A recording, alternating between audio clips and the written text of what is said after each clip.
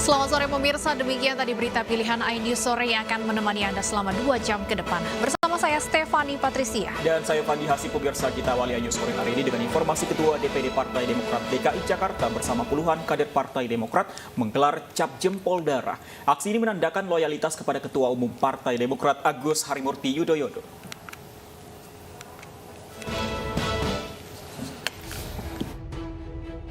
Puluhan kader Partai Demokrat menggelar aksi cap jempol darah sebagai bukti loyalitas kepada Ketua Umum Agus Harimurti Yudhoyono di kantor DPD Partai Demokrat DKI Jakarta di kawasan Cipayung, Jakarta Timur.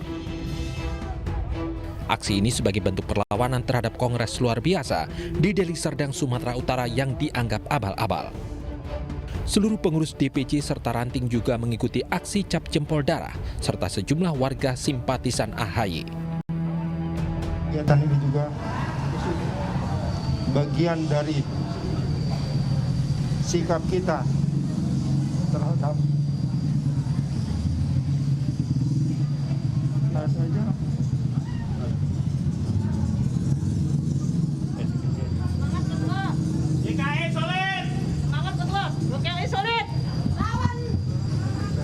adanya ketidakadilan yang dilakukan oleh penguasa saat ini. Untuk itulah kegiatan ini kami lakukan. Rakyat Indonesia. 6 Maret lalu, Dewan Pimpinan Pusat Partai Demokrat juga menggelar rapat konsolidasi dan penguatan dukungan terhadap AHY. Selain di DKI Jakarta, sejumlah pengurus daerah juga menyatakan dukungan dan loyalitas kepada Ketua Umum Demokrat Agus Harimurti Yudhoyono. Tim Liputan iNews melaporkan. Lalu bagaimana suasana terkini di DPP Demokrat DKI Jakarta? Kita terhubung dengan rekan kami, Pangeran Negara. Selamat sore Pangeran, setelah tadi cap jempol darah, apakah kader Partai Demokrat saat ini masih menggelar konsolidasi di sana? Fandi, Stefani, sebenarnya kami sedang tidak berada di kantor DPD Demokrat DKI Jakarta, namun kami berada di kantor DPP Partai Demokrat yang berlokasi di Jalan Proklamasi Menteng, Jakarta Pusat.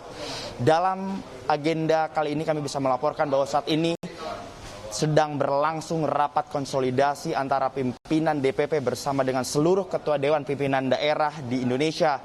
Tadi tentunya kita sebagaimana kita ketahui bersama bahwa rapat konsolidasi ini merupakan jawaban sekaligus ekses yang timbul dari adanya kongres luar biasa yang dilakukan oleh mantan petinggi Demokrat seperti Joni Allen Marbun, Maksud Pacua, kemudian juga ada Marzuki Ali dan Nazarudin.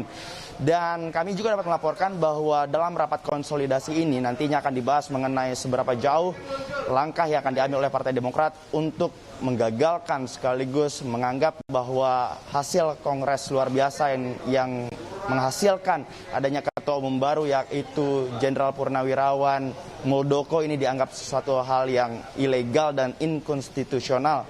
Dan sebelum rapat konsolidasi tadi kami juga sempat melihat bahwa ada agenda mimbar demokrasi. Dalam agenda mimbar demokrasi itu seluruh ketua DPD Demokrat di Indonesia menyampaikan sikapnya bahwa mereka secara tegas menolak hasil kongres luar biasa yang dilakukan oleh mantan petinggi Demokrat di Deli Serdang, Sumatera Utara. Tadi juga para ketua DPD juga menyampaikan bahwa mereka menganggap aksi yang dilakukan oleh mantan petinggi Demokrat dengan mengangkat ketua umum baru yaitu Jenderal Purnawirawan Muldoko sebagai aksi premanisme dan sesuatu hal yang tidak etis. Sebab menurut ketentuan yang ada seharusnya memang mereka itu sudah bisa menerima bahwa status mereka adalah sebagai mantan kader Partai Demokrat. Dan rapat konsolidasi ini tentunya akan terus berlangsung. Untuk saat ini memang fokus rapat konsolidasi adalah untuk memperkuat struktur DPD terlebih dahulu. Nanti pada sekitar pukul 7 malam nanti rapat konsolidasi akan dilakukan bersama dengan para pemimpin DPP, DPD dan juga DPC. Dan sampai dengan saat ini kami melihat memang seluruh kader Demokrat dari berbagai wilayah di Indonesia terus berdatangan untuk menyampaikan dukungannya bahwa memang pemimpin Demokrat saat ini yang berstatus sebagai ketua umum masih diakui sebagai Mas Agus Harimurti Yudhoyono, dan mereka juga menganggap bahwa Agus Harimurti Yudhoyono menjadi ketua umum yang layak untuk terus diperjuangkan hingga beberapa tahun ke depan. Dan tentunya kami akan terus memperbarui informasi dari kantor DPP Partai Demokrat. Kembali ke Fandi dan juga Stefani. Baik, terima kasih Pangeran Negara atas laporannya langsung dari kantor DPP Partai Demokrat. Selamat bertugas kembali. Pemirsa, petugas kepolisian menggencarkan razia kendaraan dengan knalpot bising, khususnya di kawasan sekitar Istana Negara. Razia ini digelar pasca video rombongan pemotor yang ditindak oleh Pas Pampres viral di media sosial.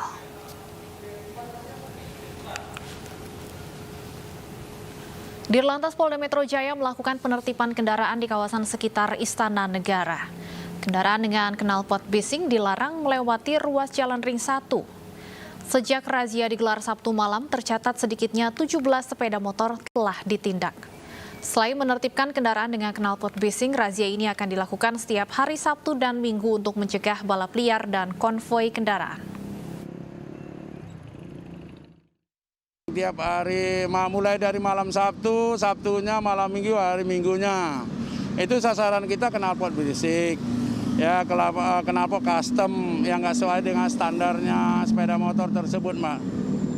Iya, salah satunya balap liar lah. Kalau dibilang balap liar, itu paling kecepatan kali ya 60-70 ya. 60-70 karena dia di jalan umum ini kelihatannya kencang. Tapi kan dia kecepatan cuma itu. Tapi kan sangat membahayakan.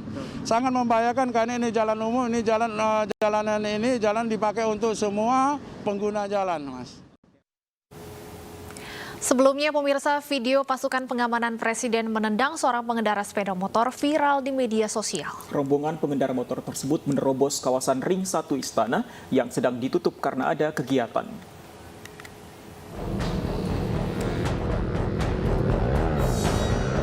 Inilah detik-detik rombongan pengendara sepeda motor gede menerobos kawasan Ring 1 Istana di Jalan Veteran 3 Jakarta Pusat. Namun baru beberapa meter melaju, rombongan diadang oleh pasukan pengamanan Presiden. Salah seorang pemotor terjatuh ditendang Pas Pampres. Peristiwa itu terjadi Minggu 21 Februari lalu. Video yang diunggah akun Junior William 17 ini kemudian viral dan mendapat tanggapan beragam di media sosial.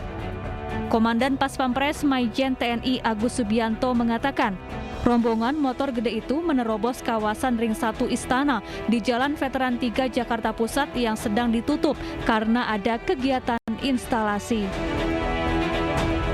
Setelah viral di media sosial, 4 pengendara moge yang menerobos kawasan Ring 1 mendatangi markas Korps Pas Pampres untuk meminta maaf hari Senin 1 Maret lalu. Sementara itu, Dan Pas Pampres menegaskan tindakan yang dilakukan kepada penerobos Ring 1 Istana sudah sesuai standar operasi prosedur. Dari Jakarta, tim liputan iNews melaporkan. Masih dari ibu kota, pemirsa, meski jalur sepeda di Jalan Sudirman Tamrin, Jakarta akan segera dipermanenkan, namun masih banyak pesepeda yang bersepeda keluar jalur. Sementara itu, pesepeda yang keluar jalur bisa ditindak jika jalur sepeda sudah resmi dipermanenkan.